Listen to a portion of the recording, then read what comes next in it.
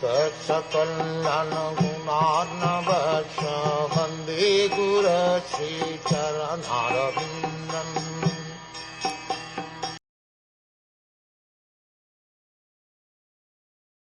O my Lord, great philanthropic souls travel on the earth on behalf of the Supreme Personality of Godhead to show compassion to the fallen souls who are averse to the sense of subordination to the Lord. To be obedient to the wishes of the Supreme Lord is the natural position of every living entity. But due only to past misdeeds, a living being becomes averse to the sense of subordination to the Lord and suffers all the miseries of material existence.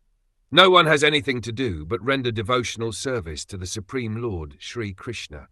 Therefore, any activity other than transcendental loving service to the Lord is more or less a rebellious action against the Supreme Will.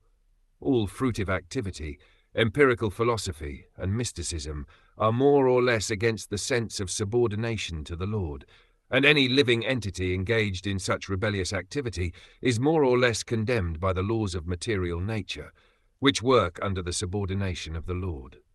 Great unalloyed devotees of the Lord are compassionate towards the fallen, and therefore they travel all over the world with the mission of bringing souls back to Godhead, back to home. Such pure devotees of the Lord carry the message of Godhead in order to deliver the fallen souls, and therefore the common man who is bewildered by the influence of the external energy of the Lord should avail himself of their association.